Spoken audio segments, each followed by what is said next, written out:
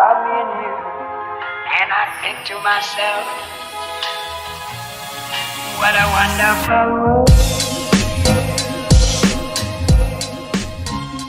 Hi guys, and welcome back to Real. Today I'm here with my ex co-host, my mom. Yay! Hi everyone. Hi Carly. No, I did like a little question thing, and every question was like, please explain why you stopped the podcast. It was my favorite thing ever. And I was like, that was my B. Yeah, it was you, so I don't know what to say. Yeah, it was not her choice. I will say that. When I started Hot Girl Talks, it was too much. I couldn't do 2 in 1. And I loved doing it, but it's hard with like distance and like it was really hard with you not being in the house. Yeah.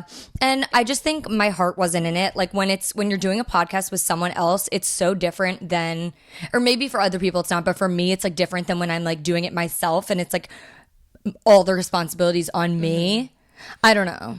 I think you're better on your own. Yeah. I think that's why with the Hot Girls Talk and with our podcast, you figured out that wasn't for you, and the way that you need to operate is by yourself. Yeah. You're much better. I don't know why. And I don't know if I'm just selfish and that's why, or because I don't know. I just naturally, I don't know. I think I'm more of a dominant person. Right. You like to take control and you like to be the interviewer and ask the questions. And I think that's why this is your path. Yeah.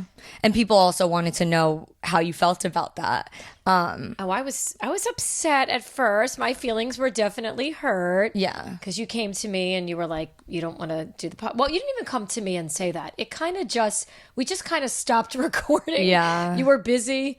And then you actually did say to me it was boring. Yeah. It just wasn't working.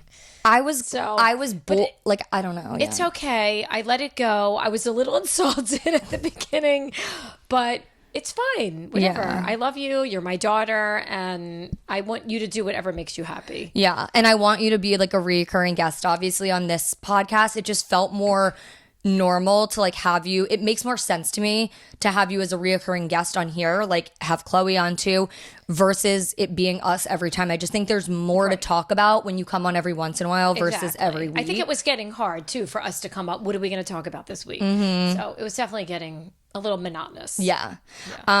We've been in Florida for the last how long? Oh my God, we got here on the 22nd. Yeah. So we've been here for a while. We've been here for is it the second? Almost like 10 days or something. Yeah, right? it feels like a long time, honestly. Mm-hmm. I feel like, but it hasn't, the weather's been like, it's been rainy, not even good, chilly, but we did have a few great days, and we got to go to the beach one day, and we went to the pool one day, and today it's gorgeous out. We just ate up at the pool. It's beautiful. It's just a little chilly. My last club salad. Yeah, and my last time at the pool for this year, I don't think I'm going to be able to get back. I know. So I'm bummed. I'm upset. Yeah, I love being here. Me too. And New Year's was fun this year. Did you have fun? For me too. I had a really good time. I had a funny night. It was fun. Do you have any resolutions? I was with some of our closest friends, so I was fine. New Year's resolution. Oh my God. I don't know. More weight training, because I've been really into exercise and weight training, and I want to do it more. I want to get more into it. Okay, I love that. So I would like to be more toned. Yeah. Like definition, and I think it's fun. Mm-hmm. Like I really enjoy it, so I just want to do it more. I feel like you feel happier with your workouts ever since you started like weight training and doing like you're like into it. Right. No, I find it fun. Like it clears my mind. I find it fun. Yeah. And then when I see the changes happening in my body, it's good, because once you hit a certain age and you hit menopause, your skin starts to go a little bit in the wrong direction. So the weight training is great. It puts it all back into shape. Yeah, it tightens up your skin. We're going to talk about that stuff too. All the young girls, just keep weight training. It's like literally the best thing. And then you'll always have really tight skin. Yeah, you got to get it right and get it tight. Yeah, it's good. I literally said, I told you my resolution this morning. My one thing is that I want to be more organized. Oh, you are the most disorganized person. I'm not into having like 25 resolutions. I think it's stupid because like you can't follow through with everything. So I'm like the type of person that will just think of like one specific thing. And in the past, it's always been like I don't know, it's never been this. I've never had this as my resolution to be more organized. I think that's good. And I Something really need to, like for real. I've never made an active effort at being more organized. It's not even too that you're disorganized, you're messy. That's the same, yeah. It is, but you're also, there's just always things all over the place, like messy, meaning like, I know. and I guess a lot of young people, you're all like that, I guess. I don't know. But like I walk in your room, and even here in Florida, there's cups all over the place. There's like if you ate a bag of popcorn, there's the bag is sitting there. There's just, you took a tag off of her bed. Yeah. The tag is on there. the floor. So you also need to be cleaner. Yeah. And organized. Yeah, it's both. I think both. Because Chloe can be messy, but she's organized. She's very organized. Oh my God. She came home from school this year, and the first thing she did when she came home was she unpacked all her stuff, organized all her drawers, cleaned out everything that was old, already bagged it, and gone. I already donated. Ugh. She did it quickly. I'm so envious of her for that. But why am I not I'm like more this? like that too. I know. I got daddy. I love to clean and organize. He's very anal though. Which yeah, he is. I don't know where you come from. Actually. I come from nowhere on it. My mom. Yeah, but my mom is messy. Yeah. And I don't want to name other people maybe that are a little messy, but my mom is definitely Mimi? messy. Is Mimi messy? I think Mimi's not messy. I don't think she's messy. Mimi's messy. I think she's pretty clean. Yeah. Speaking of your parents, I wanted to start out with this because we're going to compare it to like, I wanted to compare your childhood to like how you decided to raise us. So I want you to talk about your childhood a little bit and how you were raised and just like what how your parents raised you, like what some of their rules were, what their parenting style was. Were they strict? Like just kind of paint the picture for everyone. Okay. I'm just like, yeah. So my childhood was, in my eyes, when I was young, it was perfect. I didn't think anything was bad. It was just normal. My parents had a good marriage, and there were three of us. We ate dinner together every night. It was kind of like if you watch TV on The Perfect Little Family. Yeah. That's how my parents made me feel. As you get older, you realize, oh my God, what the hell were they doing? Like, I don't know. There are things now that I'm like, oh my God. But no, I had a really great childhood. Parents were happy. And it was good. Everything was good. How do you feel now because you said looking back? I mean, there were certain things that now looking back that I think they could have done differently. Some that had to do with education that they could have done differently. And there are things that they did that I knew that I would do different with you guys. So that's what I was going to get into also. It gets more into education. So in what way? Boils down to. Get into like, it. How open am I going to be? Well, you don't need as much as you feel comfortable with. Like you can ad lib and whatever, but I just am curious because I think how you parent or how you were parented directly affects then how you decide to parent your kids. You either are like, I loved this thing that they did and I'm going to do this with my kids, or I didn't like this thing and I know for my kids I'm going to do opposite. I'll just say I had some struggles in school when I was younger, and then we found out I had like a little bit of a learning difference, visual perception, and I did end up going to private school, and that was great. And I'm very smart. I just had a little bit of a learning difference. Yeah, but I was upset with the way my parents handled it as I got older. I went back to public school, and I just felt like they could have handled certain things differently. When it was time to go to college, there were just certain things that should have been handled differently that I maybe don't want to talk about. But yeah. Do you think it has to do with kind of like the stigma back then? Well, there was definitely a stigma back then. Now everybody's got a learning difference and people have all kinds of ADHD and everything. And everybody talks about it. It's not a big deal. And back then it was kind of like, it was a big secret. It was always like, shh, don't tell anybody. So, it was a big deal back then. Now I guess I still feel a little bit of shame, but I just shared it. So, which is really great. I just got something off my chest that I just shared. Well, I think it's interesting the way you word it when you say learning difference or everyone's trying to kind of tiptoe around it. Nowadays, you kind of just say like, yeah, like I have ADHD. Like no one's like people try to soften it, like make it like easier. Like when you say learning difference, because people are afraid to say like, you know, like certain terminology. But it's like when you just say it like it is, you realize it's actually not that scary and it's not that big of a deal. Right. But it's the way that people are secretive about it that make it to be this big thing, when in reality, a lot of other people are struggling with the same thing. Yes. The interesting thing to me, though, is I got older and I have friends that have children that were so open and willing to talk about it. And everybody knew it was like, I don't look at their kids any differently. Of course. And they're going to Ivy League schools and to, you know, at all kinds of colleges. So it's interesting the way we view that now as I did when I was younger. It's very different. Did it make you feel like lesser as like a person? Like, did the way that they treated you make you feel lesser? Yeah. Well, when I was young, when I was younger, it just, Yeah. How do you like makes you overcome feel a that little now? like it makes you feel different. Yeah. Well, now I'm confident and I know I'm intelligent, and I guess I kind of through therapy somewhat, and then through myself just growing up and not giving a shit And maturing, yeah. Maturity definitely helps. And I feel like too, raising a family and all the things that you've done over the years, you're like, oh, I'm actually capable of so much. Like, I know if I could do anything. Yeah. I feel like when you're raising your kids, you tell them you can do anything, you can be anything you want to be. And when you don't hear that all the time, it just, But I made sure I was like that with you guys. I think I totally was different with you guys. Completely. And from my eyes, that's how I feel. Obviously, I was like in a state of delusion. I literally thought I could be a famous singer. Right. And you can. I feel like actually, you were realistic. You were realistic. Right. Like you and Daddy would be like, okay, maybe like if you want to take singing lessons, great. Right. Like maybe let's calm down. Right. But like, no, you were great. I thought you were a great singer. Why not? Yeah. No, but I think that's one of probably the biggest things that you did opposite. Right.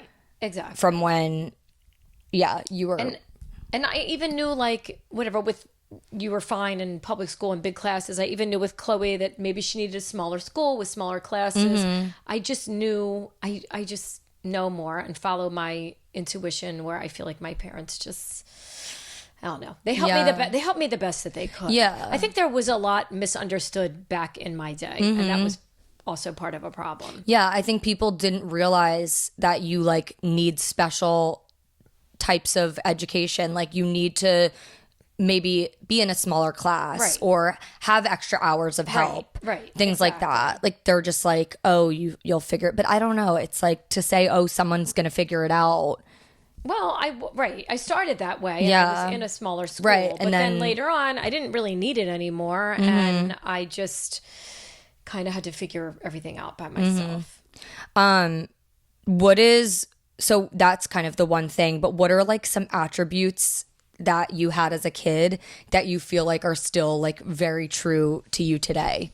Like what are some like, because obviously that's something that changed as you grew older, but what's something that you feel like really stayed the same about you? Oh, family, how I feel about family, really strong values. My parents really instilled strong family values, being close with your siblings, being with your parents, hanging with your grandparents, loving your aunts and uncles, everybody. I feel like they instilled a very strong family value in me. And I love that. And I've been that with you guys. We're all very close. I love being with my family. There's nothing I love more, and my parents are the same way. When it comes to like me and Chloe, I feel like we both feel that so much. And like when it comes to the people that we choose to date, it's always so important. Like I always, and obviously a lot of that is out of certain people's control, but it is so important to me that whoever I date, even if they're, you know, because you can't control how you were brought up. Like if you have like come from a family that is like a broken family, or you don't have as many people, but I feel like you can control how you choose to act moving forward. So like I always want someone that wants a big family, wants to be part of mine, or wants to grow a big family.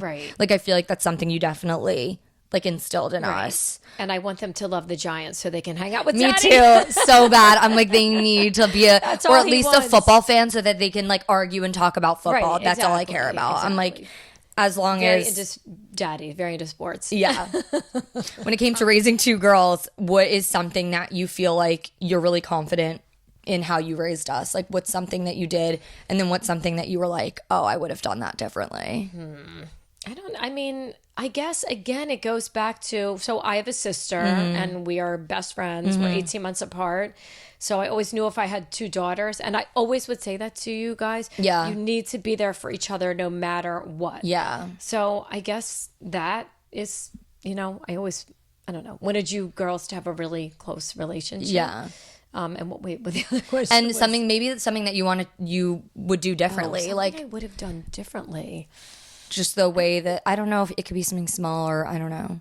I honestly, I feel like I really did my best and I did a great job. As you should. With you two I don't know. I just, there's nothing really that I would have done different.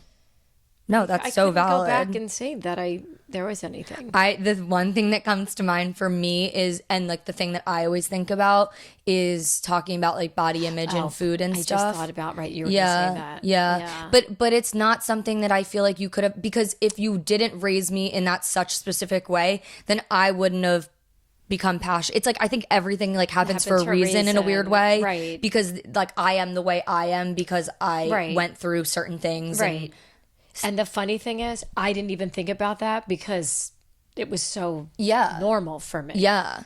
It was the way I was raised. Right. Like you don't think twice about it. Right. I didn't think twice. How did like when it comes to like me and Chloe, like I feel like you raised us so differently. You two were so different. Yeah. Like how Hardly- did you I mean, you were the easiest child thank you. ever, Come ever, hype ever. me up. Hardly never had a temper tantrum. Well, maybe one time. Yeah, Maybe once. yeah. Like, literally one time. One time at the beach That I was it. did. That was it. One time. Chloe was really, really challenging, and you were just so easy. You made my life so easy. I could take you anywhere. We took you to fancy restaurant. You would sit and have dinner. You wouldn't talk. You would color, and you color with paper. Like you were very mature. You spoke to adults. You I think it's just older sibling syndrome, honestly. You were so beyond easy. I don't think I ever punished you. It sounds crazy, Yeah, I but don't you were just remember. so easy. And then I had Chloe. Dun, dun, dun. She was very challenging. And unfortunately, what kind of got messed up then, and Chloe had terrible anxiety as a child, which really took up all my time, is that I kind of lost some time with you because I was so overwhelmed with her. So I guess maybe if there was one thing I could have changed, it wouldn't have been about the eating. Maybe it would have been about giving you more attention because I was giving Chloe so much of my attention. But again, it's like makes me into who I am. Like I feel like I'm You were so independent. But you always were, though. I mean, Like Chloe still to this day, like at her age, I was just in such a different Yeah, you were so mindset, different. and it was always like that. And it's just, I think it's a younger sibling thing too. Like it could be. because all my friends that are like two sisters, Right. the older one is just like me, and the younger one is just like Chloe. Right. Like It all comes down to personality. yeah. So, But yeah, the parenting styles were so different, and but they had to be for that reason Yeah. because now I had Chloe, and then I had to. There were punishments. Yeah. there was a lot. But unfortunately, she just had really, and she talks about it. You know, she's very open. Yeah. She had terrible anxiety. We didn't know what it was. I didn't know what was happening, and whatever. It took a while to figure it out. But once it was figured out, it was still like all of my time was spent on getting Chloe to feel good. and she's a miracle And she's now. amazing. Yeah. So I give Chloe a lot of time because she tried very You're hard. like, but No, I give myself a lot of credit because I knew who to send her to. Yeah. It took a lot of time and effort, and I spent a lot of time with Chloe, a lot. no, for sure. So- And also, I feel like another thing that like helped her heal and like grow and is like how open you were always with us. Like we always had very open conversations around mental health and Right. around stuff. Like I feel like, did you get raised like that? I feel like not really. No, my parents were not. We didn't talk about that at all. It was very like hush hush. You didn't talk about that. So then, how did you decide to be like that with us? Well, because I had anxiety when I was younger, and then when Chloe had her anxiety, and I learned a lot from one of her first psychologists. I really, really learned a lot from him, and I learned a lot of how to talk to people when they have anxiety or if they're having a behavior issue or whatever it is. I have learned to be very patient and loving, and I know how to come at somebody. If somebody's having a problem, you don't come at them and scream at them. Yeah. Like I would, take Chloe and I would hold her on my lap and I would hug her and tell her how amazing she is and smart and beautiful. And it's how you approach people that are having a problem. Can you like get into that a little bit? Like just some advice for someone, like if someone's having like an anxiety attack or a behavioral problem, like how to handle that when it's in heat of the moment. Well, in the heat of a moment, it's for the other person that's handling that person is who I'm talking about. Right, that's what I'm saying. So like, how if do you have deal a friend that's having a terrible anxiety attack, and even if they're being moody and they're screaming and they're angry, you need to learn how to sit and have a conversation and talk and say, what is making you feel like this? Like, can we sit? Can we talk? I literally used to like, I would like literally sit with Chloe. I'd have her on my lap. I'd rub her back. Yeah. And I wait till she calms down, and I would say, let's just sit and talk about it. What is making you feel like this? What are you going through right now? Yeah, I feel like it's hard when you isolate someone, and sometimes people like to be more isolated, but it's hard because a lot of the time it's like sitting in silence and just being there for them and showing them love. Right. And that's fine too. If you don't want to speak and you just want to sit there and rub somebody's back or sit there and not talk and just be there for them. No, and do not judge. I feel like that's another thing. Yeah, don't judge that's people a huge because you thing. don't understand what people are going through. Yeah. So learn from them. Talk about it. No, it's so true. What is like some advice to like any parents that are like dealing with a child with like mental health issues and they're struggling to figure out what's wrong? Like, is there anything like you can say to well, first start with your pediatrician and talk to your pediatrician. They're all not great at having advice for mental health, but back in the day when Chloe was younger, they weren't great. I'm assuming, I think because things are so much more open now, but that's where you start. You start with your pediatrician.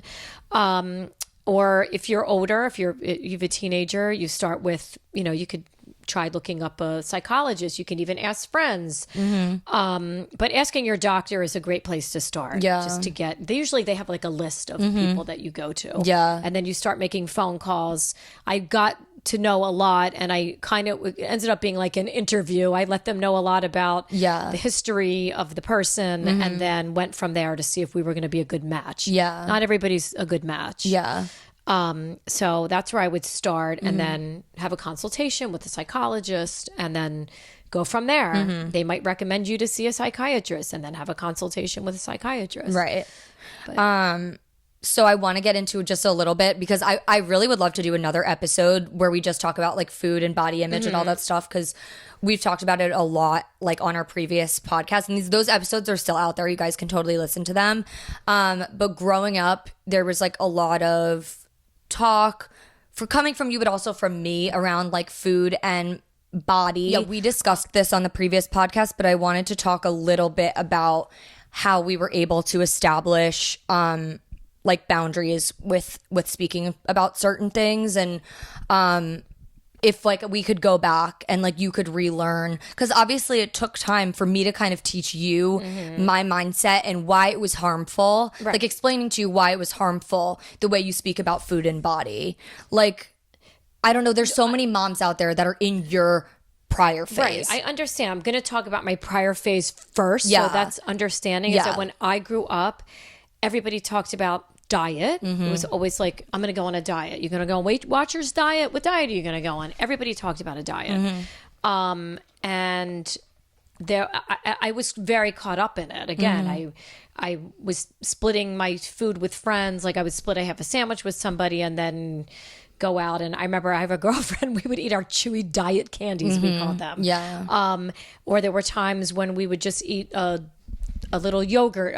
It was TCBY was really big back then. We would go get a little cup of TCBY yogurt, and I would go run 5 miles. Yeah. But it was everybody I knew was doing the same thing, so it wasn't like I didn't think it was weird or different because my friends were doing it, and I was doing it with them. And it's also this part that's like, you didn't want to change, and I want to add that too. It's like the part of you that's like, I don't want to, because I thought it was normal, and even my mom, when we were younger too, it was like she was always on a diet and eating healthy. It wasn't even eating healthy. Yeah, it was called a diet. Everything was a diet. So then when you opened up to me about your eating issues, and you had to explain to me what I was saying wrong, I didn't understand what I was doing wrong. Yeah. I just didn't get it. Yeah. But I get it now. Yeah. And I even had to explain this to a friend whose daughter was complaining to her about gaining weight. And I would say to her, the way to talk to them. Don't say to her, you look horrible, you need a diet. Tell her how beautiful she is. And, you know, so go from there. So say positive things to her. Don't come at her in a negative way. Yeah.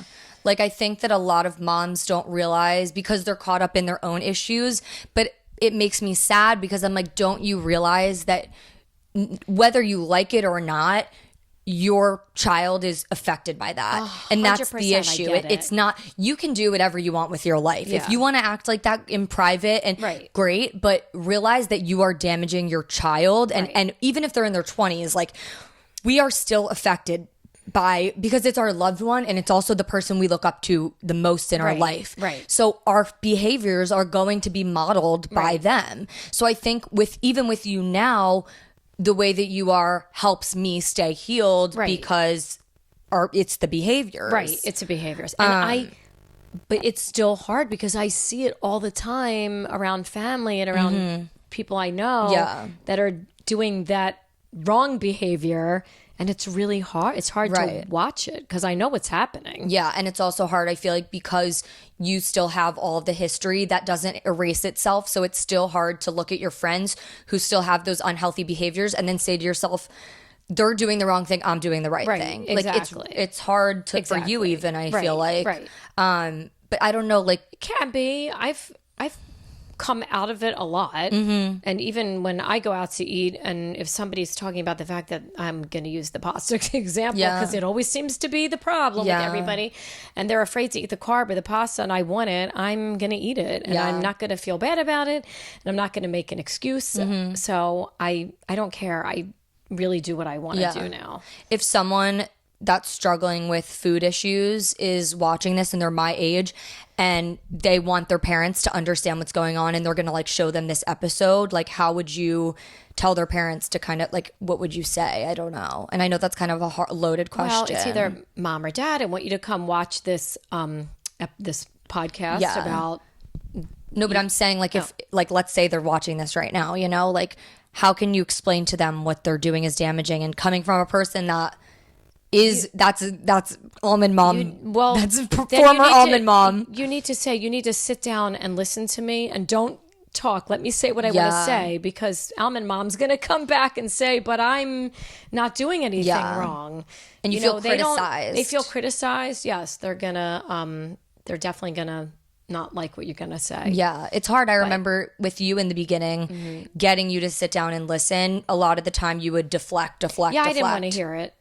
So then what was the turning point? Like, what made you finally? It takes a couple times. You're not going to sit and have a conversation with somebody that is a certain way with their eating and change their mind overnight about how they are. It's not going to, don't think you're going to go have a conversation with your mom or dad and things are going to change immediately. Yeah. It took me time. It took a lot of conversations with you. I think. And it clicked. Yeah. And I was like, wow, what I'm saying and what I'm doing is it's damaging. Yeah. I think the time that it clicked the most, not the time, but the thing that I did is, like, I would send her articles like all the time, and I would send her people on social media that talked about this stuff, and I would just make you watch them. And like, in the beginning, I felt like maybe you didn't want to watch as much, but then I would just keep sending them, and then the more you were watching them, the more they would come up on your Instagram, or then you would notice an article about intuitive eating. So I felt like, because sometimes it's not always good from your child's mouth. Like you want to hear it from a professional because especially when there's so many like diets and like trends floating around on the internet, and moms will be the first one to eat that shit up. Like when there's like when there's like, oh, this thing is no longer healthy, or this is what you're doing wrong in your diet.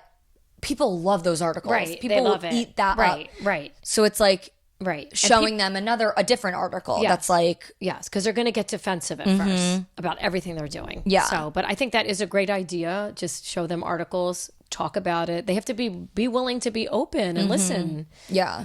And I think you want the best for your child at the end of the day. You want your child to be happy. And if Right. you do, then you will give this a chance to listen, because even for someone, and this is where things get tricky, but I believe even someone that is overweight and wants to lose weight, at the end of the day, they should still have there's still room for improvement when it comes to food and body image.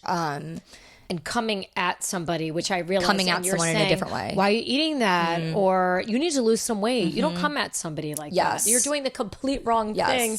They're going to go the opposite direction. Exactly. They're going to eat more. Right. They're going to eat more bad things. Yes. Or we They don't use the wanna word hear- bad, but not right. Bad thing. Okay. less nutritious Less- or right, I right. try I'm bad with this too. Like sometimes I forget, but I try not to label things as good or bad. Right. I don't say the word bad. I'm not Right. I ate something bad today. Right. I It never shouldn't say be good or that. bad. Right.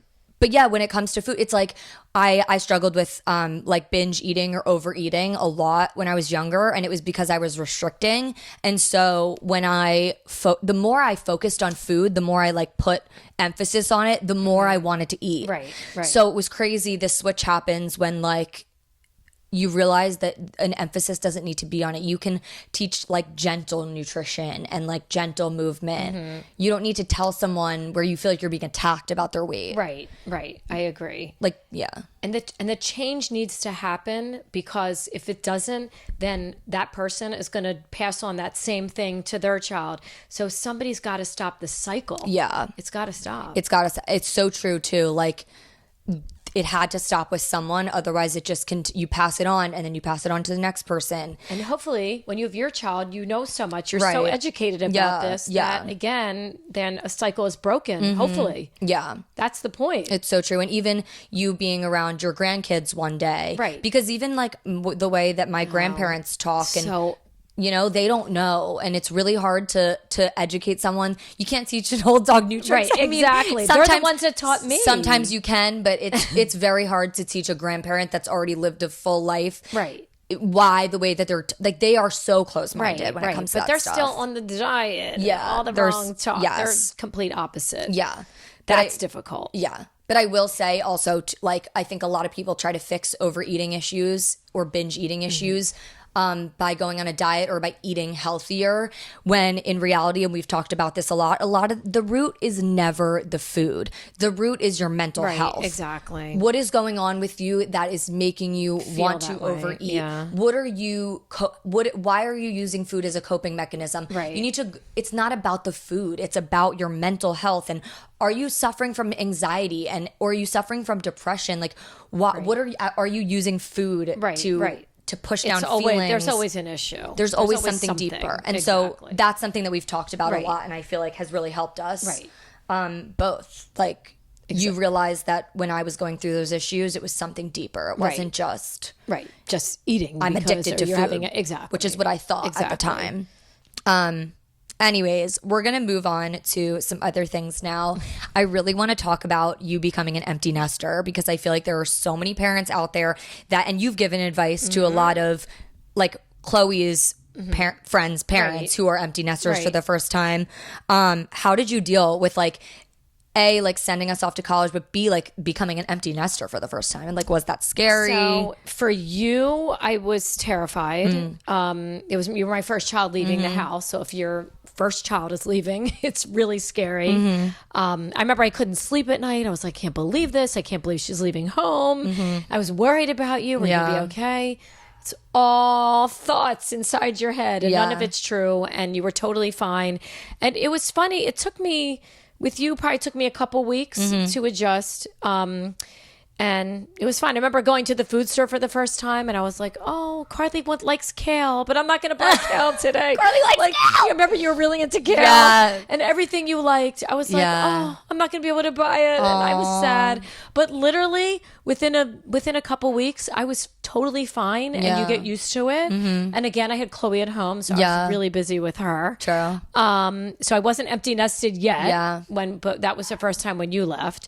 And then when Chloe left, I cried the entire way driving her to school. I cried in the car. I couldn't stop crying. We left her at school, and I came home, and that's when I was empty nested. Yeah. So no, I was really sad. But we had a really great weekend dropping her at school, and I drove home with Larry, and I was definitely sad, but I don't know. But again, it took me. Chloe was a little harder because that was my baby. So you had done so much for her. Yeah, and, I did everything for her. My whole life revolved around her. Yeah. But you know what? I went, and I think that's when I started working at the preschool. I always worked at this preschool on and off, but then I went back and I started working at the preschool again. It happened sometime within that year. And I kept myself busy, and then I was going out with friends and always learning something. I was learning Mahjong. Now I'm learning canasta.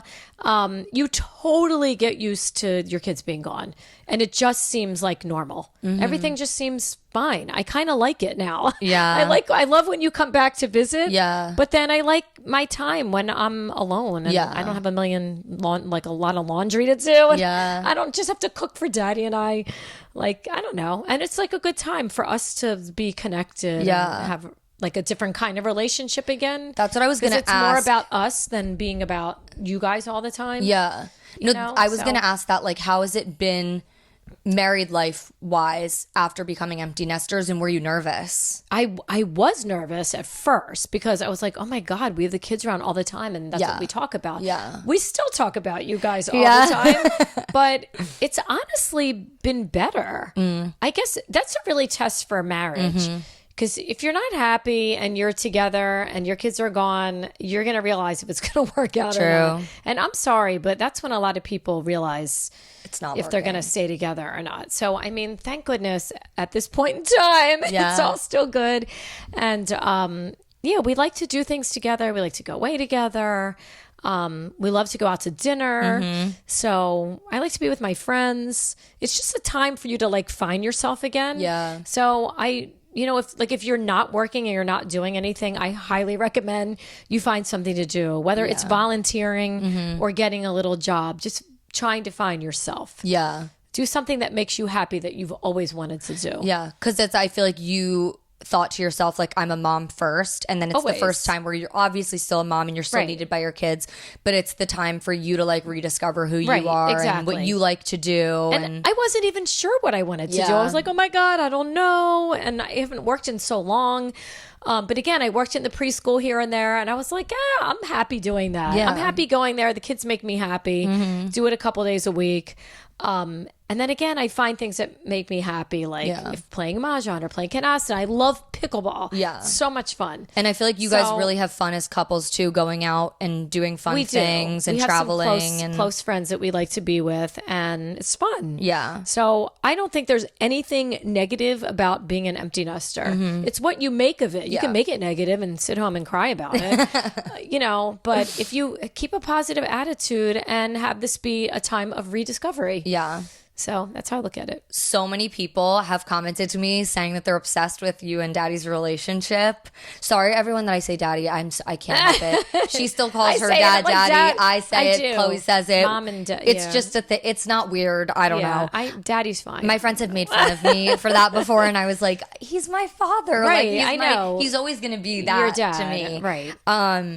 So anyways, how do you keep a like strong, like healthy marriage? I feel like so many people online are obsessed with you guys and say that you're so cute and you look so in love and so happy, and that's not always the case for everyone online. Right, Sometimes I want to kill them sometimes. I was going to say it's deceiving. All Sometimes married people want to kill their husbands. Not really kill them, but I mean, you know what I mean. Not really kill them. Maybe I shouldn't have said that. You can say that. It's totally Just saying, acceptable. like, people get on each other's nerves when you've been married 29 years. But then what's but your I love him advice for I love him. No, I mean, I know this sounds so cliche, but it's so true. If you can't communicate, you have problems. Like, you Yeah. need to be able to communicate. If something is going wrong, your husband's spouse is bothering you, you need to be able to talk about it. Yeah. So if he does something that's so annoying, I'm like, you're annoying me, and this is what you're doing. Yeah. And vice versa. So, and also building the person up and like, daddy, daddy. Yeah. He always like makes me feel good. Like, we go out and he's like, my wife is the most beautiful person in the restaurant. Yeah. Like, he's always says that to me. Yeah. He always tells me that I'm beautiful, and he's good to me in that Yeah. way. So, and I think that it goes both ways. Like, you need to tell your husband that they're handsome and you love them. Yeah. And it's good to feel good, or you're doing great at your job. I'm yeah. so proud of you. You need to say that to each other. And you need to go out and have fun. You need to laugh. Yeah. Like, don't be complaining to each other all the time. Yeah. If there's things that bother you, go out, have some fun. Like, life should be fun. Yeah. Shouldn't be a challenge. Yeah. Do you think that it's possible to still have a spark that many years later? How long have you been married? 29 years. 29. Do you think it's still a spark, or you still get butterflies and stuff? Yeah. No, I do. That's I'm like so no, I hope. don't. That I'm gives me kidding. hope. No, absolutely. You're like, huh? No, I'm kidding. No, I do. Absolutely. I think whatever, I can look at daddy Yeah. and say, oh my God, he's so handsome. Yeah. So, yeah. That's good. Okay, another thing that so many people wanted to know related to aging. So many questions about aging. Everyone's like, your mom has the best skin I've ever seen, which I agree. You have the best skin. Thank you. You need to give everyone tips, especially the moms out there, on how do you maintain like youthful skin? What are the things that you're doing for your skin, and cosmetic wise too? Right. Like, what are some of the things you're doing Well, to keep it all? For skin wise, my favorite thing in the entire world is a hydrofacial. I think it's amazing, and it's non-invasive, and it's the best. Like, and I have really sensitive skin, and it doesn't bother How me at often all. are you It doesn't getting break me them? out. Probably maybe once every like 4 months. I don't even get them that often.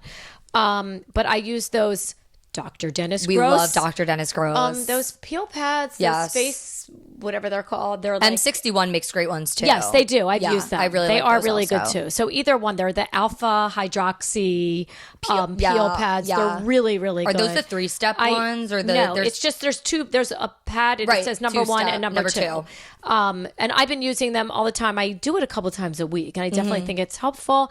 I've been on a tretinoin, which is a Retin-A, since I've been in high school. So maybe that's helped me because I used to break out when I was younger.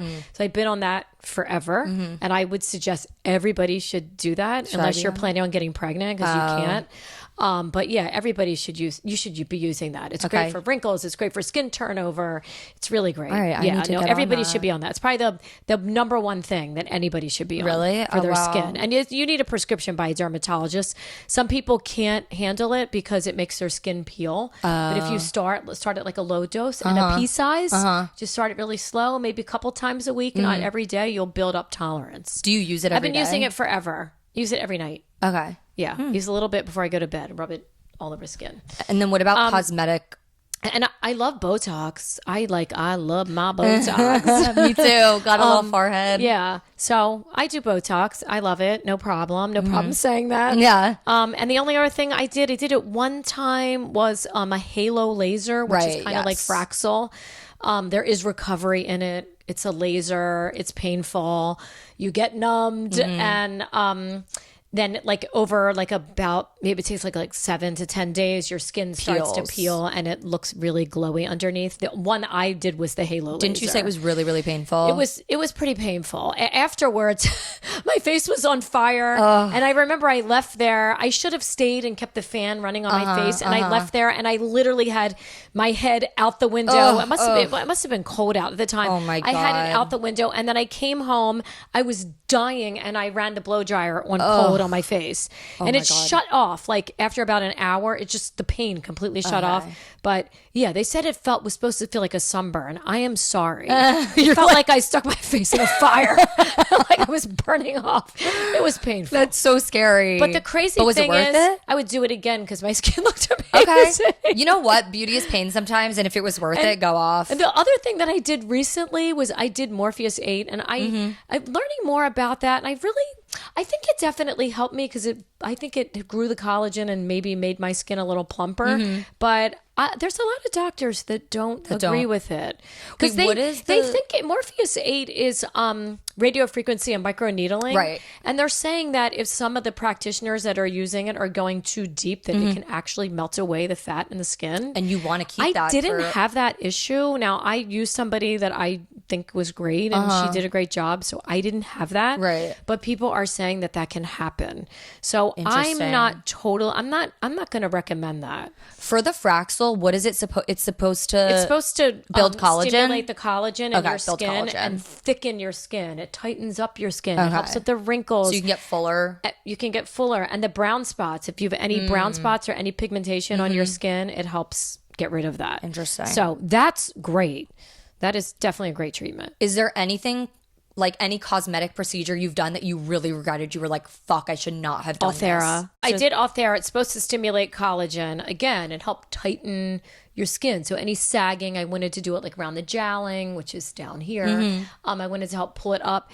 It was the most painful thing I think I've ever done in my entire life. And if you ask anybody, most people have pain with that. Oof. I think there's very few people that have pain with that. It was awful. I would never do it again. Oof. I did one and I'm like, I'm not coming back. The Morpheus 8, I did 3. That was supposed to be very painful, but I tolerated it very well. Wow. So I was extremely numb. Okay. Well, if you're numb, I feel like that's like at least. Sometimes you can be numb and you can still feel things. Like even when I did the halo laser, though, it was more not about during the treatment that I was in so much pain. It was more about after. It was just that initial hour. That hour, and then, I would be dying. The itching. But if I know after, the pain, if I know there's an end to the pain, I feel like I could bear it. It's like if you know that it's going to go away, exactly. you just die for an hour and then you're like, all right. I'm like, I'll be fine. Yeah. Like, I pretty much can take any type of pain. I've tried different things that were painful. I feel like people are still on the like filler train, but we've like talked about this so much about what are your thoughts on filler, and a lot of young people getting eye filler. What are your thoughts? Okay, only because I've tried under eye filler and I hated it. I got really lumpy underneath. I've gotten it too close to like my nose area. It can make you here, go blind, and by it the way, got if it's really puffy. The blind, well, I guess under the eye too, but I would never have filler in my nose. That can cause somebody to go blind. I would never do that ever. That's scary. I just did not like the way I looked. I'd rather have surgery than do that again. No, I really look terrible. It can get lumpy. It can actually make you look worse. Yeah. So it wasn't for me. Maybe some people, it's like great. it, yeah. You need to go to somebody that uses a cannula, which is a really, really thin needle. It goes deep under the skin. Right. I didn't. Is that the thing that like they feed another needle through? It goes all the way, yes deep under your through. skin. Yeah. So if you're going to do it, I would go to somebody that can use the cannula. But I just am not into the under eye filler because I had such a bad experience with it. And the filler in the face too, again, it can be if you do like a little bit, okay, fine. If you have a really thin face, but if you already have a full face, why are you getting filler in your cheeks? I don't understand that. But I get it for like the nasal labia fold. How do you say it? I Like don't around here, the lines that go around your mouth. I've tried it right there before, and I thought I looked. You don't need it though. Remember That's that why one? you're too young. I looked crazy. You don't need it. I looked like I had plastic surgery. Yeah, you don't need it. You're too young. Years ago, someone convinced me. It's for women that are like, I would say, I don't know, maybe mid to late 40s, where you're starting to lose the collagen here, and you're getting those deep grooves. I'm fine with that. Fill it a little. I actually think it looks better. Just don't overdo it. Right, don't overdo. Little bit is okay. What is one thing that you would say to someone that's like aging, what's like a piece of advice that you would have for someone that's like getting started, like doesn't really know much about cosmetic treatments and they want to just start? Oh, start with skincare for sure. Okay. Because it's all about your skin looking better and then go and see other things. Yeah. Go have a hydrofacial. Yeah. Go just start with getting your skin looking healthier. Yeah. Start slow and then work your way up. And I would say don't even like think about filler or anything. Just start with a little maybe Botox, like a little, Right. A little bit. Yeah. like preventative even so it's Right. not moving more. There's not Botox- more movement. I mean, knock on wood, I've never had a reaction Same. from, Knock wood, from same. Botox. So, in my opinion, it's been great. It smooths the wrinkles out, makes your skin look smoother. But you do have to still work on your skin, which is doing, if it's a facial or again the hydrofacial, I love just some type of facial. Yeah. I would do. Okay, we're gonna get into some rapid fire questions before we wrap up. Fashion trend you're loving right now? Oh my God, fashion trend I'm loving. Well, I don't know if it's still trendy, but I still love my wide leg jeans. I mean, I think a wide leg jean can always be. They make my legs look really long because I'm valid. really tiny. So they make my legs look long. So I don't know if it's right now because it's been in trend for a while. Yeah. I'm like, does that but I really guess go out I of style? really- Like a normal wide leg, not like a freaking bell bottom. Like Yeah, just like no, a- but just like a wide leg jean. I still love that.